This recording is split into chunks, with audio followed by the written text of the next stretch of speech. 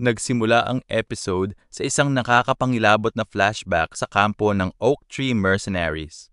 Sa ilalim ng kulay dugong langit, gulat at takot ang hukbo ni Captain Brad sa isang misteryosong babae na may nagliliwanag na pulang ngiti sa dilim. Bago pa man sila makasigaw ng tuluyan / ubos at masaker ang 500 strong na grupo sa loob lang ng isang gabi. Balik sa kasalukuyan sa Katana Trading Company. Sinusuri ni Yoan ang 2 mahiwagang flasks na ibinigay sa kaniya ng matandang sage na si Sudulga pagkatapos niyang manalo sa Go. Nilinaw ni Sudulga ang gamit ng mga ito. Ang pulang flask ay kayang mag-heal ng kahit anong sugat basta't hindi napuputol ang ulo. Ang berdeng flask naman ay isang malupit na laso na kaya magtunaw ng tao sa isang patak lang. Jackpot na naman sa inventory ang bida natin. Pero naputol ang kanyang saya nang ibunyag ni Sudulga kay Ayan ang kanyang propesiya mula sa Eiffel River. 3 araw na ang nakalipas nung maubos at ma-wipe out ang Oak Tree Mercenaries. Sa isang mas malaking panganib. Dahil dito, seryosong sinabihan ni Ayan si Yoen na oras na. Kumilos sila sa ilalim ng banner ng kumpanya at pumunta sa isang city council meeting. GG na ang tahimik na buhay, Paps! Pagdating sa Marangyang City Council Chamber, nag-file in ang mga naglalakihang nobles ng Marcel. Agad na kumuha ng atensyon ang magarbong si Baron Abek Viven Overia, na may dalang napaka-absurd at nakakatawang nakapilipit na bigote. Sa utak ni Yoan, ano ba tong era na to? Ba't punong-puno ng mga weirdo, ngunit pumasok na ang tunay na leader? Ang charismatic dark elf na si Velko Tranian ang governor ng Marcel. Upang maprotektahan ang sarili laban sa emperador, nag-resolve si Yoan na magpa-good shot sa governor. Noong formal na ipakilala ng governor si Yoan bilang si Yoan Yates ng House Yates sa ilalim ng sponsorship ng Katana. Pilit ng ngiti at stammers lang ang naibigay ng ating bida sa tapat ng malamig na reaksyon ng mga nobles.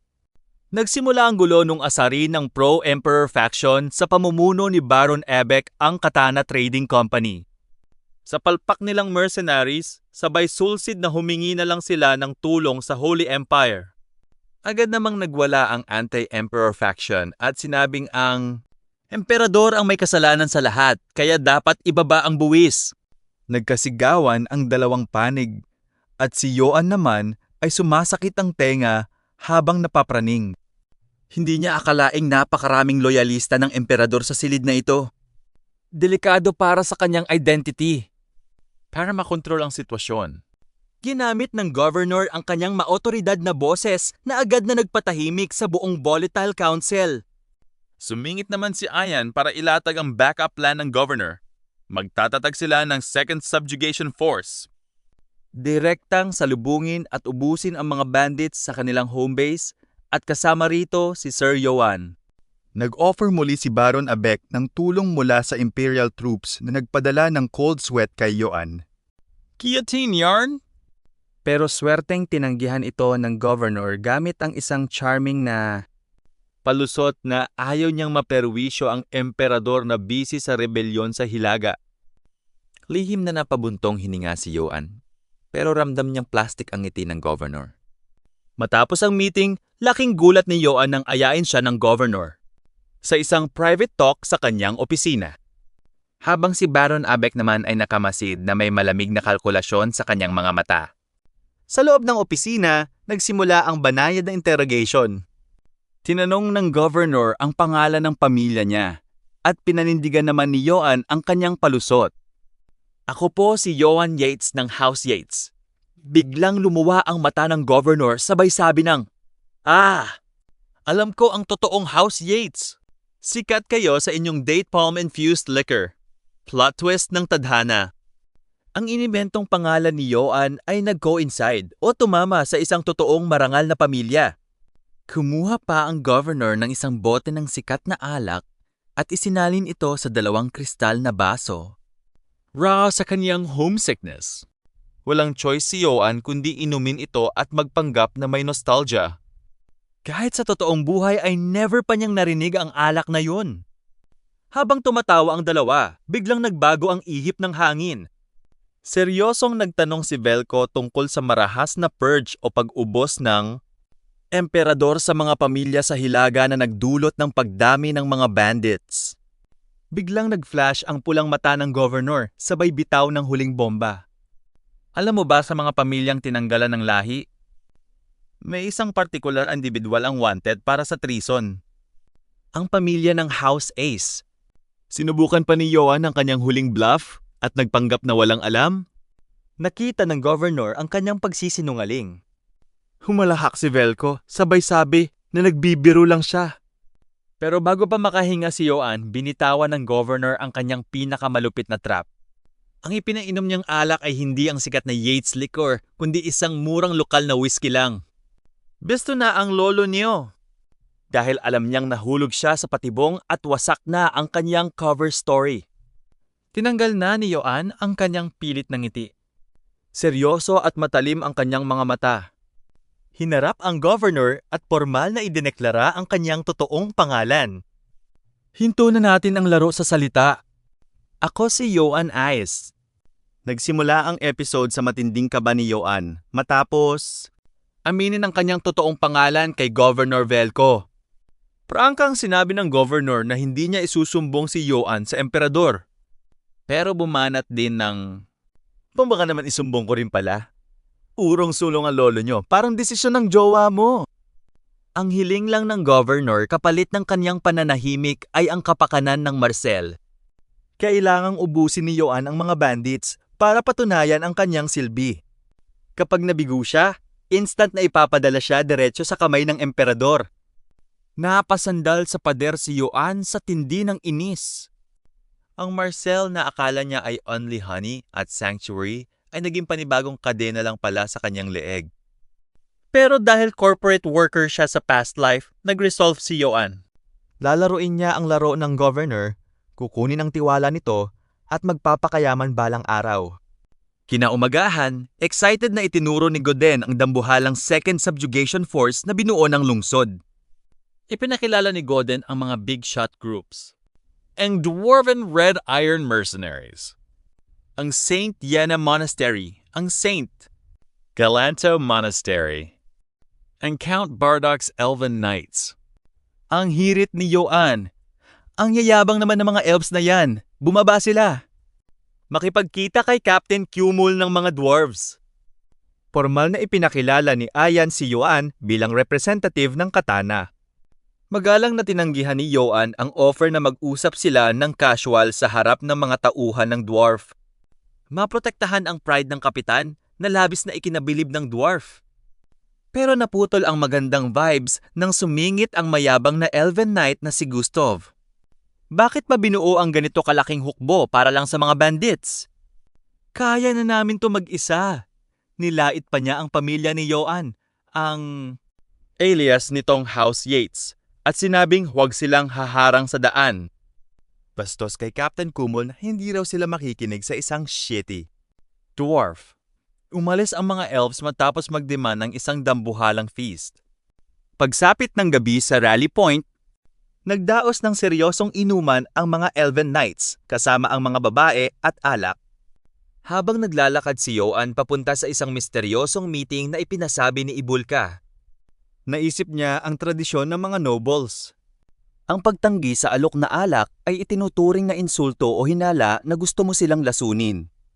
Pagkapasok niya sa kwarto, isang cloaked figure ang naghihintay na may kasamang bote ng alak. Pagkatanggal ng talukbong, plot twist, si Baron Abek pala ito. Ang mayabang na loyalista ng emperador na may absurd na bigote mula sa council meeting. Prangkang sinabi ng Baron na alam niyang walang record ang House Yates at na-realize niyang si Joan ay ang nakaligtas na anak ng House Walo na namasaker noon. Direktang nag-offer ang Baron ng pambubudol. Iwanan ni Joan ang subjugation force at magsilbi sa emperador. Kapag sumama siya, gagawin siyang legit na Imperial Knight. Bibigyan ng fertile land at makakamit ang anliginto at glory. Bumanat pa ang baron ng kanyang philosophy. Likas sa mundo na ang dugo ng mahihina ay inumin ng malalakas. Kasalanan ng mga serfs kung bakit sila pinapatay ng mga bandits. Doon rumehistro ang isang malamig at nakakatakot na ngiti sa labi ni Yoan. Sumagot siya ng diretsyo, I refuse. Nagulat ang Baron pero ipinaliwanag ni Yoan ang isang kwento. May isang lalaki ring pumunta sa teritoryo ko buwan na ang nakararaan sa ngalan ng emperador. Pinatay niya ang pamilya ko at ang mga inosenteng serfs na itinuturing niyang uod. Nag-offer din siya na gawin akong espada ng emperador. Tinanggihan ko rin. Pagkatapos nun, binitawan ni Yoan ang pinakamalupit na katotohanan. Pero may isang pagkakaiba noon at ngayon. Ang lalaking yon na si Sir Karamov, namatay siya sa kamay ko. Dinurog ko ang ulo ng direct knight ng emperador nang walang pag-aalinlangan. Nanigas sa tindi ng takot at panginginig ang Baron nung malaman niyang ang maalamat na si Karamov ay pinatay lang ng bata sa harap niya. Para lalong ipakita ang kanyang malahalimaw na lakas, sinakmal at dinurog ni Yoan ang metal cup sa kanyang kamao sabay hampas sa mesa hanggang sa mabasag at mawasak ang dambuhalang kahoy. Binalaan niya ang Baron, uubusin ko ang mga bandits sa sarili kong paraan. Hindi para sa Marcel o sa emperador. At kapag hindi ka na nahimik, ang susunod kong dudurugin ay ang ulo mo. Sinipa ni Yoan ang pinto. At naglakad palabas sa hallway ng galit na galit dahil sa pagtatangka siyang i-manipulate. Ngunit sa huling segundo ng episode, biglang may naramdamang kakaiba si Yoan. Ang kanyang puso ay parang nag-apoy, hindi siya makahinga. Lumabo ang kanyang paningin. Biglang umagos ang napakaraming dugo mula sa kanyang ilong. Bumagsak siya sa kanyang mga tuhod habang na-realize ang nakakapangilabot na katotohanan. Naalala niya ang alak na isinalin ng Baron kanina. May lason pala ang inumin. Bumagsak si Yoan sa sahig habang minumura ang sarili niyang kapabayaan. Nahulog siya sa isang simpleng patibong. Sa labas ng kwarto, ang takot ni Baron Abek ay napalitan ng isang napakalawak, nakakatakot. Mapagtagumpay ng ngiti dahil sa tagumpay ng kanyang maruming kataksilan. GG na naman ba ang bida natin? Nagsimula ang episode sa Mercenary Gathering Point sa labas ng Marcel. Habang seryoso ang lahat para sa misyon, si Golden naman ay naging center of attention ng mga kababaihang mercenaries. Pinagtripan at tinukso siyang skinny young boy. Kaya sa tindi ng hiya at panginginig ng lolo mo, kumaripas siya ng takbo habang isinisigaw ang pangalan ni Yoan. Desperado na siyang mahanap ang kanyang amo para makauwi na sila. Pagdating niya kay Yoan, shock at horror. Naabutan niya itong nakahandusay sa sahig at duguan dahil sa lason. Nagpanik si Golden, naiiyak na kinalong ang ulo ni Yoan. Sumigaw ng saklolo para hindi mamatay ang kanyang kaibigan. Sa isang flashback, ipinakita ang mabilis na diskarte ni Golden. Sa tindi ng taranta, kinuha niya ang Water of Blessing, yung mahiwagang potion, mula kay Sudulga at pwersahang ipinainom sa lalamunan ni Yoan. Balik sa kasalukuyan, nagising na si Yoan pero mahina pa rin ang katawan. Todo pasasalamat siya kay Golden at kay Sudulga dahil kung wala ang potion, tepok na siya sa lason. Pero imbes na i-comfort siya, pinagalitan lang siya ng matandang mage. Utak ipis ka talaga. Bakit mo pinuntahan si Baron Abek gayong alam mong loyalista yun ng emperador? Kung magpapakamatay ka rin lang, dalian mo. Makatipid tayo sa natitirang kalahati ng potion. Hirit naman ni Yoan. Gagamitin na niya ng matalino ang natitirang kalahati. Sinabi rin ni Yoan na nung bumalik siya sa kwarto ng Baron kasama ang kanyang mga tauhan, mag-revenge. Nakatakas na ang traidor. Pero may nahanap siyang liham na may red wax seal na naiwan sa sahig. Ayon kay Yoan, hindi man ito ebidensya na ang emperador ang nag-hire sa mga bandits. May mas malubha at seryosong dokumento na nakasulat doon. Samantala, milya-milya ang layo. Mabilis na nakasakay sa kabayo si Baron Abek sa ilalim ng kabilugan ng buwan. Ang ngiti ng gunggong abot tainga dahil akala niya ay patay na si Yoan sa lason. Dumating siya sa isang dambuhalang siksik na hidden mercenary camp ng imperyo. Hinarap niya ang kanyang dambuhalang hukbo at isinigaw ang katotohanan. Hindi sila simpleng bandits. Sila ang pinakamalakas na mercenaries ng imperyo na binayaran ng ginto ng emperador. Ipinagmalaki rin ng baron na nakuha niya ang lahat ng plano at estratehiya ng Marcel. Magkakagulo ang mga sundalo doon nang hindi nalalaman kung sino ang totoong kaaway. Para sa kanyang trump card, ipinakilala ng baron ang isang imperial court mage na ipinadala mismo ng emperador. Akala ng mga sundalo ay ang maalamat na magis ng apoy. Lumabas mula sa dilim ang isang misteryosong figura na may kaliskis at kuko. Isang snake beastman na nagpakilalang si Janina. Sinabi ni Janina na hindi siya gumagamit ng basurang elemental magic. Ang hawak niya ay living weapons. Naglabas siya ng isang vial, nagcast ng spell, at biglang nanginginig ang lupa. Nagmamaterialize ang isang gargantuan at dambuhalang troll. Lord of the Rings ang setup, mga akla. Todo hiyaw ang buong kampo ng mga mercenaries para sa tagumpay ng Holy Empire. Handang-handa nang durugin ang Second Subjugation Force ng Marcel kinabukasan.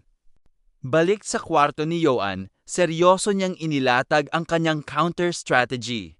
Ipinasa niya kay Godin ang selyadong liham at mahigpit na nag-utos.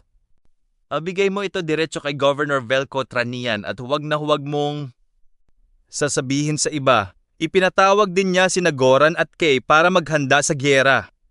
Sa huling segundo ng episode, habang nag-aabang ang lahat, napatingin si Sudulga kay Joan. Nagtataka sa kanyang isip, ano ba ang plano ng Eiffel River? Bakit pilit nitong isinasalba ang knight na ito? Ano ang kanyang gustong makamit sa pamamagitan niya?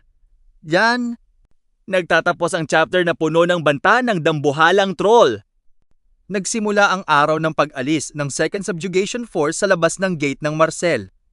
Habang ang mga Holy Knights ay seryosong nagdarasal para sa proteksyon sa gyera, si Joan naman, bilang isang kagalang-galang na commander, ay sumakay na sa kanyang warhorse para pumunta sa unahan. Todo sigaw si Godin sa likod para batiin siya ng good luck at pakiusapan siyang bantayan ang matandang mage. Hirit naman ni Sudulga, hindi niya ito first time kaya si Godin na lang ang mag-alala sa sarili niya. Pagdating ni Joan sa vanguard, sumigaw si Captain Kummel ng "Advance!" Umpisahan ang martsa. Sa tindi ng kanyang boses, nagulat maging ang kanyang second in command. Mabilis namang bumanat si Gustav at ang kanyang mayayabang na Elven Knights para manguna sa unahan. Nag-iwan ng dambuhalang usok ng alikabok sa tindi ng bilis, habang nagpapasiklab ang hukbo sa labas. Sa loob naman ng munisipyo ng Marcel ay seryosong nag-uusap si Governor Velko at ang Katana branch manager na si Ayan. Hawak ang liham na nahanap ni Joan sa kwarto ni Baron Abek. Nagdududa ang governor kung totoo ba ito. Lumabas ang ebidensya isang araw lang bago ang deploy ng hukbo. Todo tanggol si Ayan at sinabing legit ang selyo ng House Abek. At ang pagtakas ng Baron ay sapat na resibo na may kasalanan ito. Pero nagbabala ang governor, hindi ko pinagkakatiwalaan ang estrangherong knight na yan. Kapag ang kapayapaan ng Marcel ay nawasak dahil sa gabing ito, ang Katana Trading Company ang mananagot sa akin dahil sa tindi ng manipulatibong hirit ng governor. Realize ni Aya na baka isa palang lihim na loyalista ng emperador ang kausap niya. Samantala, sa kampo ng mga kontrabida, tuwang-tuwa si Baron Abek. Nabalitaan niyang nahulog na sa patibong ang hukbo ng Marcel. Si Duke Mayhem na leader ng Special Operations at ang Snake Mage na si Janina ay abala naman sa pagtatawanan. Ang Duke ay nagpaplanong maghanap ng brothel kapag nasakop ang lungsod na ikinasukan naman ng ahas. Pero napansin ng Duke na namumutla si Baron Abek. Ang ikinapapraning ng Baron, may balita ba kayo kay Sir Karamov? Baka naman napinsala o nagka-injury siya sa ekspedisyon niya? Humalahak si Janina at sinabing napakalaking joke nun. Si Karamov ang pinakamalakas na swordsman ng kontinente na balot sa legendary gear. Nakahinga ng maluwag ang Baron at naisip na nagsisinungaling. Lang si Joan nung sabihin nitong pinatay niya ang general. Balik sa field ng labanan, nakarating si Joan sa pwesto ng mga elves. Tumambad sa kanila ang mga patay na bandits na nagiging itim na abo. Napakayabang ng Elven Knight na sumalubong sa kanila. Sinabihan pa ang mga dwarfs na sobrang bagal daw nila. At ang lahat ng loot at bihag ay pag-aari na ni Gustav. Muntik na namang magsapukan ang dwarf captain at ang elf kung hindi sila sinaway ni Joan. Dito na gumana ang corporate risk management at military tactics ng ating bida. Na-realize ni Joan na may malaking red flag sa paligid. Paano natalo ng ganun kadali ang mga bandits gayong naubos? Nga nila ang 500 strong na Oak Tree mercenaries noong nakaraan? At bakit walang kahit isang galos ang mga Elven Knights? Tumingin si Joan sa kagubatan sa kanan at nakita niyang ito ang pinaka-perpektong pwesto para sa isang ambush. Sinadya ng kalaban na mag-iwan ng mga pine para malure ang hukbo ng Marcel sa loob ng gubat. Binalak ng dwarf captain na magpatuloy, pero sumigaw si Joan. Hinto! Form a line of defense ngayon din.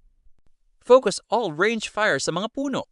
Nagulat si Kumul at ang elf dahil bakit daw aatakihin ang simpleng gubat. Ipinaliwanag ni Joan na delikado ang pwesto at may ambush na nag-aantay. Natatakot ang dwarf captain na baka mapahiya si Joan at pagtawanan sila ng mga elves kung sakaling walang tao doon. Binitawan ni Joan ang pinakamalupit na linya bilang isang commander.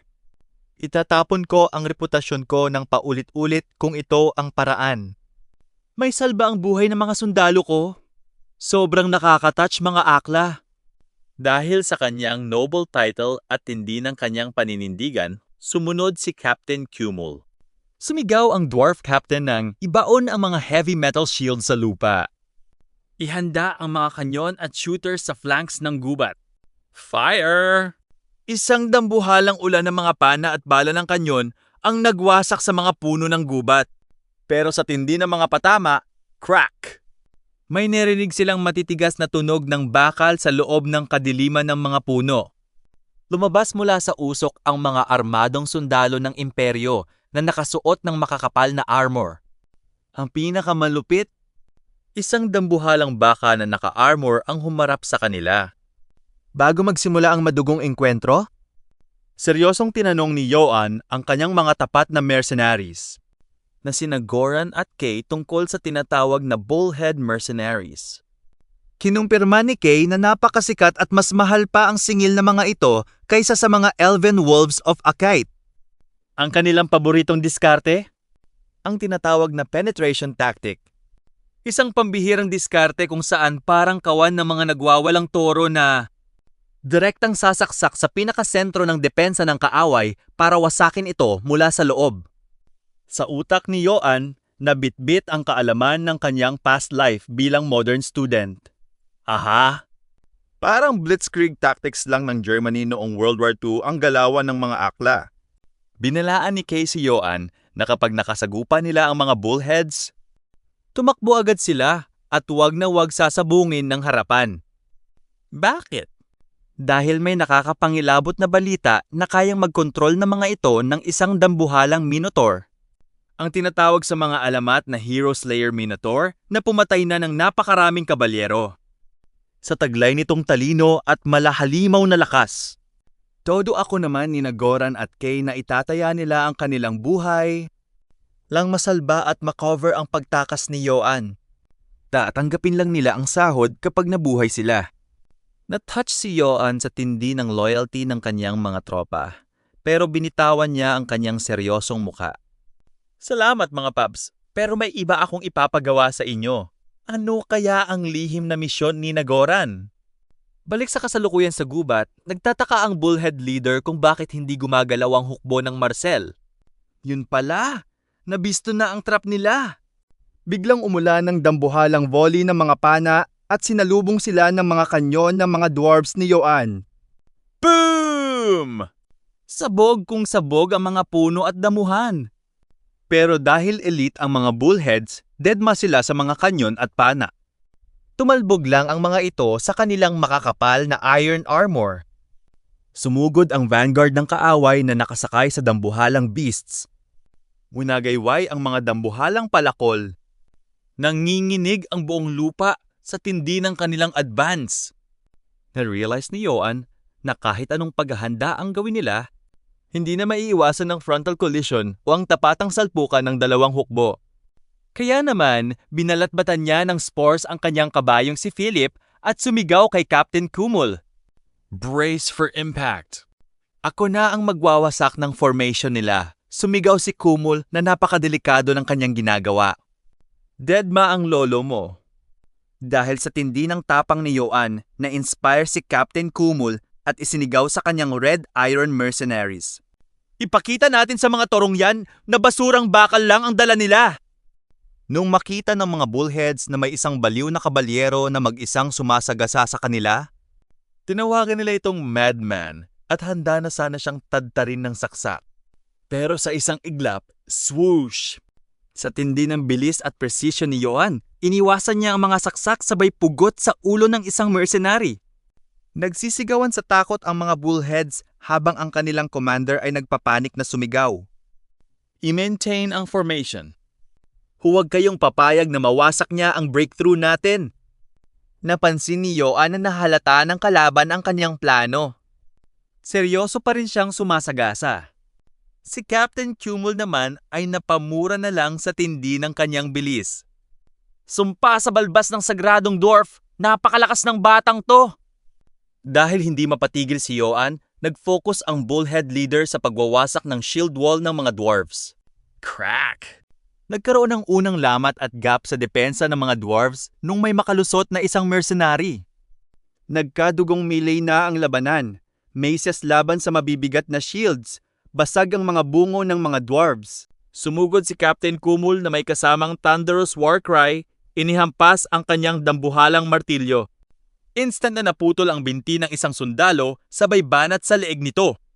Nagliwanag sa apoy ang mga enchanted weapons ng mga dwarves. Sumisigaw si Kumul na painumin ng dugo ng kaaway ang kanilang mga sandata. Pagtingin ni Yoan sa flanks, nakita niyang kayang-kaya ng mga dwarves na panindigan ang kanilang pwesto. Hindi na niya ito kailangang alalahanin pa. Lumingon siya sa kanyang harap at nakita ang kanyang pinaka-target. Nag-grit ng ngipin si Yoan, hinigpitan ang hawak sa kanyang Dana Steel Sword at direktang sumugod. Sa isang head-on clash o harapang salpukan laban sa imposibleng lakas ng Bullhead Commander. Dito na magkakaalaman kung sino ang totoong pinuno ng battlefield.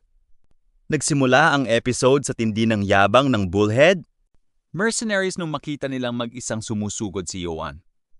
Akala nila ay nabubuhay lang sa hero fantasies ang bida natin. Isang squad leader ng 10 sundalo ang humingi ng permit kay Lord Numo para tadtarin si Yoan. Pumayag naman ang kapitan pero... whoosh!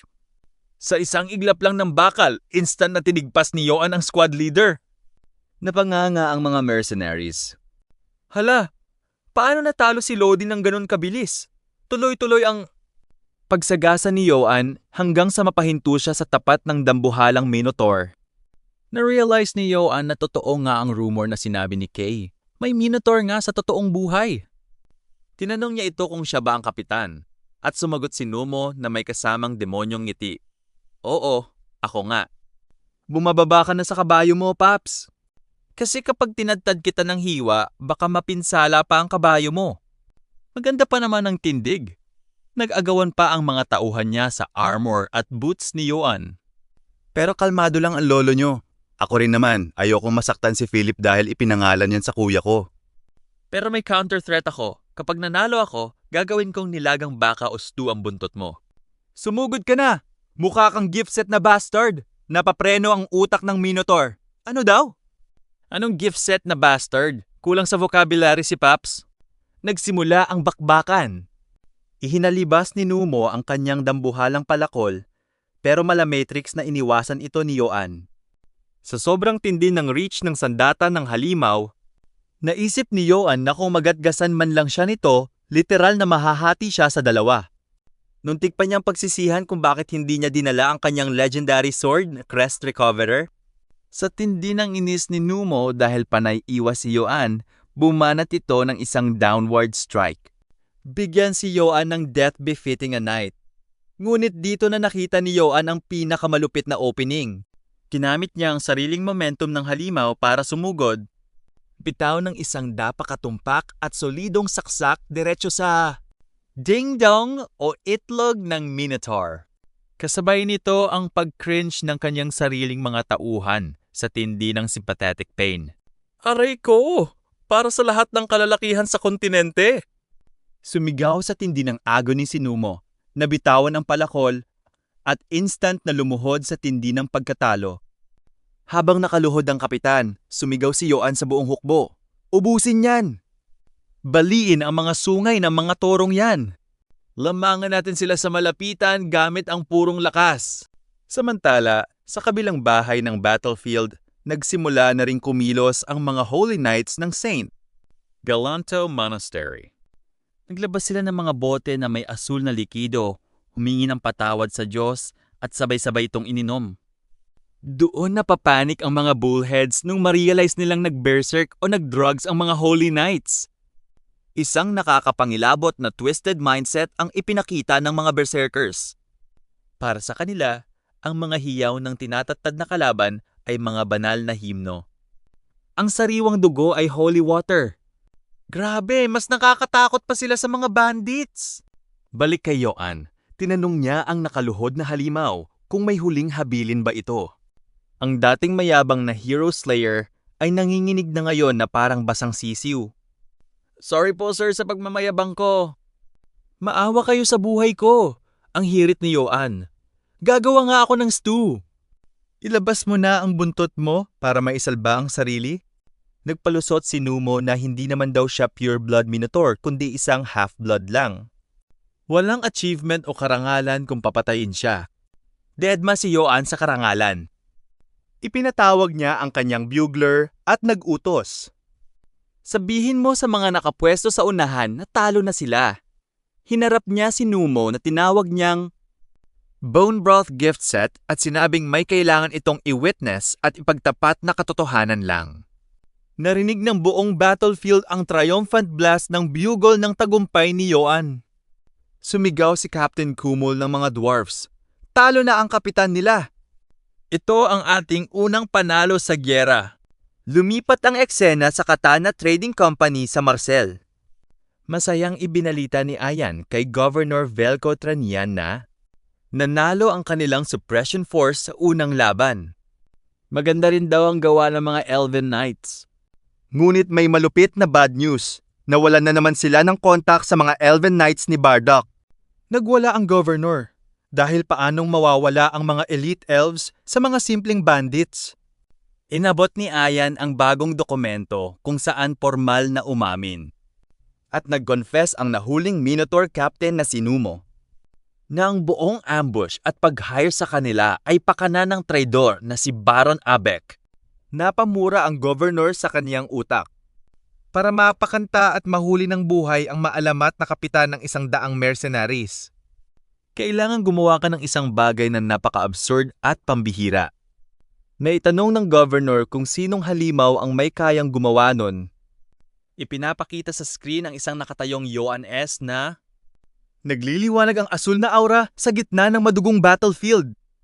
Bisto na naman ang tindi ng kasanayan ng ating bida. Nagsimula ang episode sa kampo kung saan sinalubong ni Sudolga si Yoan pagkatapos ng kanyang panalo laban sa Minotaur. Si Gowden naman, kulang na lang ay yakapin ang bida natin. Isinisiwalat ang kumakalat na chismis. Sir Yoan, balita rito, isang hampas mo lang daw ng mace? Gumawa ka ng buhawi na nagpatumba ng 50 sundalo sa isang iglap. Todo tanggi si Yoan sa labas at sinabing huwag mag-exaggerate.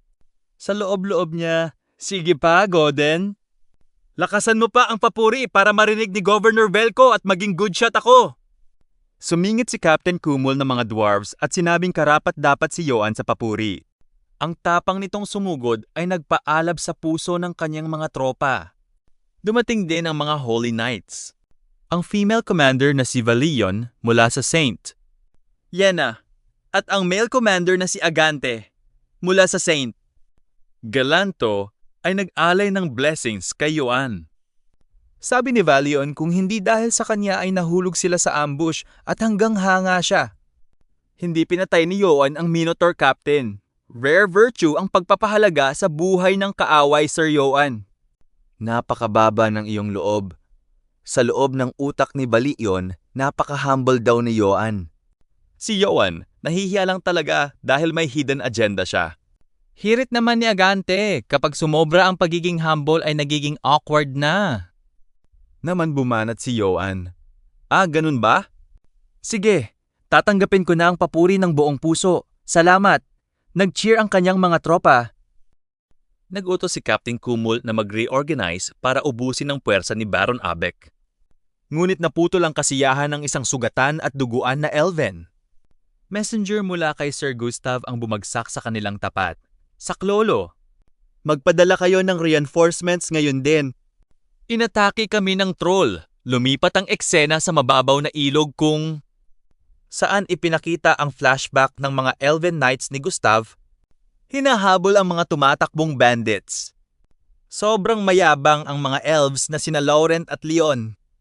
Nagrereklamo pa dahil kaya lang naman daw sila sumali sa gyera ay nagsumbong ang Katana Trading Company kay Count Bardock tungkol sa utang ng kanilang pamilya. Kaya para makabayad utang, kailangan nilang ubusin ang mga bandits at pagnakawan ng mga ito. Noong pumasok sila sa isang misteryoso at nakakatakot na waterlogged passage, isang nakakapangilabot na claws ang lumabas sa dilim at instant na dinurog ang isa nilang sundalo sa harap ni Gustav. Isang dambuhalang troll ang lumitaw. Balik sa kasalukuyan, ipinaliwanag ng messenger na nahulog sila sa trap. Biglang naglaho ang mga bandits at sumulpot ang troll. Na-realize ni Yoan na wala ang impormasyong ito sa liham ni Baron Abek. Tinanong ni Yoan si Valion kung gaano kalakas ang troll. Pinalaan siya nito na ang troll ay isang halimaw na hindi kayang tapatan ng normal na tao nang walang tulong ng Diyos. Ang balat nito ay mas matigas sa bato. Ang muscles ay parang bakal. At ang pinakamalupit, may abilidad ito mag-instant heal o mabilisang pagpapagaling ng sugat kahit masaksak mo pa ito. Dahil delikado at hindi pa tapos ang kaniyang primary mission, nag-decide si Captain Kumul na hindi magpapadala ng rescue party. Baka patay na rin ang mga elves pagdating nila doon. Nawalan ng pag-asa ang messenger, pero biglang sumulong si Yoan ng may seryosong muka. Ako ang pupunta. Ipadala mo ako, Captain Kumul. Nagulat ang lahat. Binalaan siya ng dwarf na baka masayang lang ang pagpunta niya at mapahamak pa siya. Bumanat si Yoan ng isang makabagbag damdaming linya. Paano kung buhay pa sila? Kung may isang natitirang buhay, hindi ba't worth it na subukang iligtas sila? Sobrang na-touch si Valion sa kanyang nobility o kabutihan ng puso. Napabuntong hininga si Captain Kumul at pumayag na ring mag-organize ng rescue party. Habang si Godin naman ay manghang-mangha sa kabaitan ni Yoan, si Sudulga na nakamasid sa malayo ay napangisi na lang sa kanyang utak. Kitang-kita ko ang tunay mong motibo, Paps. At ano nga ba ang tunay na motibo ng ating mabuti at corporate-minded na bida? Sa kanyang utak habang nakangising aso, nanggagaling sa oranges ang mga Elven Knights na yan. Balita ko sikat sa pagiging sobrang mayayaman ang mga elves doon. Kapag nailigtas ko sila, siguradong may dambuhalang reward at tambak na gintong barya ang makukuha ko. Pigaan kung pigaan ng pera para sa ekonomiya. Nagsimula ang episode sa madilim na tagpuan ng paksyon ni Baron Abek. Tuwang-tuwa ang mga traidor dahil nahulog sa patibong ang mga Elven Knights. Kapag naubos daw ang mga elves ng orangs, wasak ang reputasyon ng pamahalaan ng Marcel. Pero binuwal agad sila ng Imperial Court Mage na si Janina. Huwag muna kayong mag-celebrate, mga akla. Palpak ang plano natin sa main force at sumuko pa agad ang bullhead. Mercenaries na binayaran ng dambuhalang ginto ng emperador. Magbago ang usapan, ipinagmalaki ng Baron ang kanyang liham. Na may green wax seal, sabay tanong kung kamusta ang troll. Nag-aalala ang Baron dahil baka mapraning ang troll sa apoy. Tumawa lang si Janina gamit ang kanyang malahenyong diskarte.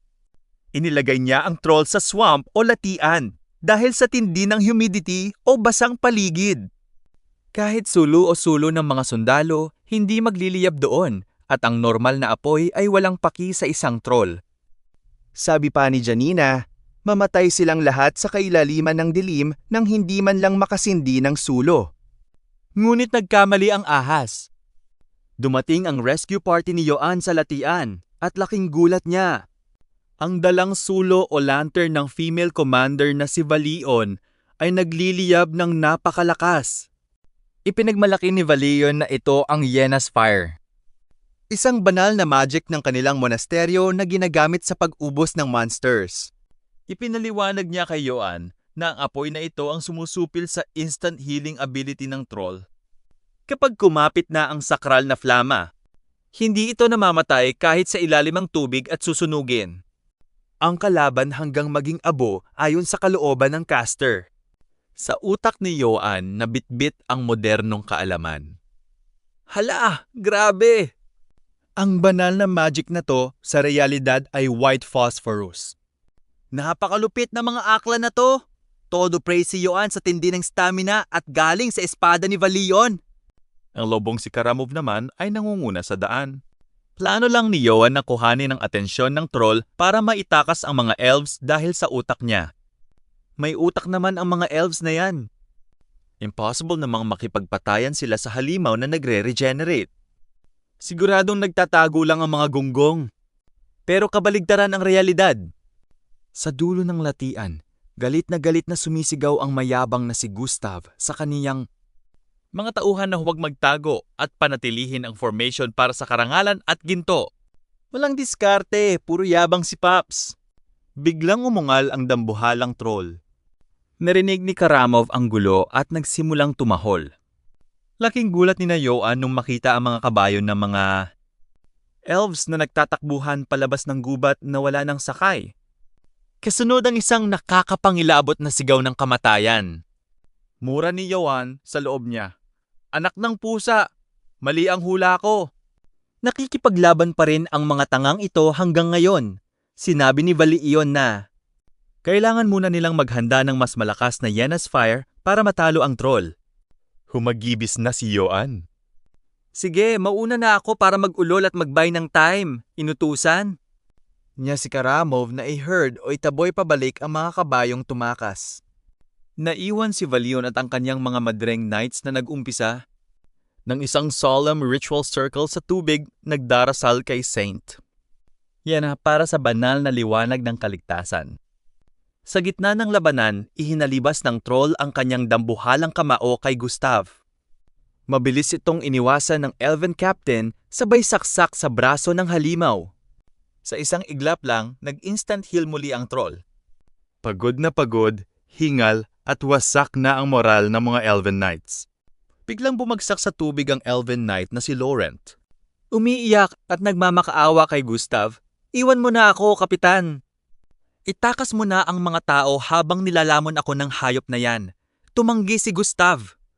Nakita na ng troll si Laurent at akmang dudurugin na ito. Ipinikit na lang ni Laurent ang kanyang mga mata para salubungin ang kamatayan. Ngunit walang namatay sa shift na to. Biglang boom. Isang dambuhalang sibat ang bumaril mula sa dilim, bumaon sa matigas na bungo ng troll. Bumasag tagos sa panga nito nang may pambihirang puwersa. Napaatras ang dambuhalang halimaw habang ang mga elven knights ay napanganga.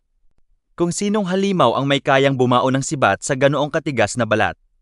Mula sa usok ng latian, sumagasa si Yoan na nagliliwanag ang kanyang asul na aura. Nakasakay kay Philip. Sigaw kay Gustav. Huwag kayong tatayo dyan na parang mga tuod. Bilisan nyo at kumaripas kayo ng takbo. Dumating na ang kanyang lumalakad na gintong barya. Nagsimula ang episode sa loob ng Marcel branch ng Katana Trading Company saan seryosong sinusuri ni na Governor Velko at ayan ang isang selyadong envelope. Ang sulat? Galing daw sa pumanaw na si Captain Brattle ng Oak Tree Mercenaries. Humihiling na buksan ang gate ng lungsod eksaktong hating gabi. Mabilis na narekonekta ng governor ang mga dots. Aha! Style mo bulok, Baron Abeck. Kinamit mo lang ang selyo ng patay na kapitan. Kampante silang dalawa na fake news ito para wasakin ang huling depensa ng Marcel. Fierce nang umiti si Ayan, sabay sabing kahit may survivors, ipapastay nila ang mga ito sa labas at kakausapin na lang sa pagsikat ng araw. Kontento ang governor dahil sa wakas ay iisa na sila ng utak. Tiniyak niyang walang makakalusot na banta sa pader ng lungsod ngayong gabi. Samantala, sa kampo ng subjugation force, taimtim na nagdarasal si Godin sa kaligtasan ng kanyang amo laban sa mga kuko ng halimaw. Nilapitan siya ng matandang sage na si Sudulga at sinabing hindi kailangang magpanik. Ipinaliwanag ng mages na hawak ni Yoan ang dalawang mahiwagang tubig ng Eifel River. At kapag ang pabago-bagong Water of Wrath ay ipahid mo sa sandata, nitong magbigay ng instant fatal blow o nakamamatay na pinsala sa kahit anong halimaw. Ngunit sa kasalukuyan sa latian, plot twist ng utak. Tuluyan ang nakalimutan ni Yoan na nasa inventory niya pala ang mahiwagang flask. Nakalimutan ng item sa tindi ng kaba, Paps. Gamit ang kanyang purong lakas. Pinasasadahan ni Yoan ng saksak ng sibat ang mukha ng troll habang nakasakay kay Philip. Alam niyang mag-i-instant heal lang ang halimaw. Ang diskarte niya lang ay mag-ulol at magbay ng time para makatakas ang mayabang na si Gustav. Pero may pumasok na naman na dakilang pabuhat, si Lion. Sinubukan nitong atakihin ang troll dahil sa kanyang elven pride. Kung kaya ng human knight, kaya ko rin, ang sagot ng troll. Isang simpleng sampal o punch lang. Lumipad si Leon at bumalandra ng paulit-ulit sa puno sabay ubo ng dambuhalang dugo. Mura ni Yoan sa loob niya. Gunggong na elf to, kaya nga kami nandito para iligtas ka. Nag-suicide ka pa dyan. Tinanggal ng troll ang sibat sa kanyang panga at lumingon kay Yoan na may purong murderous intent. Para makabili ng oras, bumanat si Yoan ng sikat na palusot. Hoy halimaw, bukas ang zipper mo. Tingnan mo ang paa mo, sabay saksak ng sibat sa binti nito. Napigilan ang galaw ng troll, pero bago pa makalayo si Yoan, isang dambuhalang kamay ang sumakmal at pumipit sa buong katawan niya. Sumigaw si Gustav sa tindi ng takot habang binuhat ng troll si Yoan paitaas sa ere. Sa labas ng pader ng Marcel, biglang nagliwanag ang gabi dahil sa napakaraming sulo. Tiningnan ito ng guard gamit ang telescope at nakita ang banner ng Oak Tree Mercenaries. Napraning at napa-cold sweat ang guard. Hala! Mga multo ba to? Di ba na-wipe out na sila ng mga bandits? Mabilis niyang pinatunog ang emergency warning bell. Mag-assemble ang mga guards at huwag na huwag bubuksan ang gate. Balik sa opisina, narinig ni na Ayan ang bell at akmang magpapadala ng liham. Kumpirmahin ang identity ng commander. Nang biglang, boom! Sinipa ang pinto ng opisina. Napapreno ang utak at lumuwa ang mga mata ni na Ayan at Velko nung makita ang pumasok. Ang multo ay naglakad ng may nakakalokong ngiti. Ba't ganyan ang mga mukha nyo? Parang nakakita kayo ng ghost ah. Si Captain Brattle pala ito na buhay na buhay. Dito na-realize ng governor ang nakakapangilabot na katotohanan. Hindi pala namatay ang Oak Tree Mercenaries. Binayaran at binudol lang sila ng ginto ni Baron Abek para mag-alsa. Nagbago na ng management ang mga akla. Formal na nagsalute si Brattle, sabay sigaw ng Glory to the Holy Empire at sa kanilang ginto. Mula sa sandaling ito, ang lungsod ng Marcel ay opisyal ng sinasakop ng Oak Tree. Mercenaries sa ilalim ng utos ng emperador. Legit na kudeta sa loob ng munisipyo. At sa huling eksena sa latian, sumigaw sa tindi ng absolute agony si Yoan. Pinipiga ang kanyang mga buto sa kamao ng halimaw. Sa harap ng nanlulumong mata ni Gustav, buong puwersang ibinalibag at ihinampas ng troll si Yoan diretso. Sa putik ng latian na nagdulot ng dambuhalang pagsabog ng tubig. Nakatitig si Gustav sa tindi ng shock habang lumulutang ang walang buhay at duguang katawan ni Yoan. Nakasubsob sa maduming tubig ng latian. Sa utak ng elf, wala na. Patay na si Sir Yoan. Dito nagtatapos ang pinakamadugong chapter ng taon. Nagsimula ang episode sa labas ng pader ng Marcel, saan ipinakita ang talamak na pambubudol ng Oak Tree Mercenaries. Ang dambuhalang sulo na nakita ng mga guards. Mga scarecrows o takot-tao lang pala na nilagyan ng apoy para magpanik ang buong lungsod. Habang abala ang lahat ng sundalo sa pagtakbo paakyat sa pader para magdepensa, May isang taksil na city guard ang lihim na bumaba sa alkantarilla o sewers. Buksan ang dambuhalang gate ng lungsod. May malawak na ngiti ang traidor habang sumisigaw ng "Long live the Holy Empire, pero walang anlibarya sa shift na to." Ang isinalubong sa kanya mula sa dilim ng sewer ay isang mabilis na crossbow bolt diretso sa kanyang bungo. Instant tumba ang lodi nyo. Lumabas mula sa dilim si Captain Brattle, bit-bit ang kanyang crossbow sabay hirit sa bangkay. Glory to the Emperor! Walang halaga sa imperyo ang taong magkakanulo sa sarili niyang kalahi. Lang sa ilang pirasong barya. Pagkalabas ng buong hukbo ng oak tree, nag-utos agad si Brattle na bihagin ang city captain habang distracted ang lahat. Diretso silang pumasok sa opisina ni Governor Velko Tranian at Ayan. Prangkang sinabi ni Brattle na kahit sinasakop nila ang lungsod, pananatilihin pa rin naman ang titulo ng governor. Galit na sumigaw si Ayan kung paano sila magtitiwala sa isang traidor. Pinalaan siya ni Brattle na huwag susubukan ang kanyang pasensya. Ibinagsak ni Brattle ang isang scroll sa mesa. Ang demand niya ay pumirma ang governor ng isang opisyal na utos sa subjugation force na sumuko na sa gyera at mag-oath of loyalty sa emperador. Hindi na dumanak ang dugo sa loob ng opisina. Samantala, sa madilim at malamig na latian, lumulutang pa rin ang katawan ni Yoan.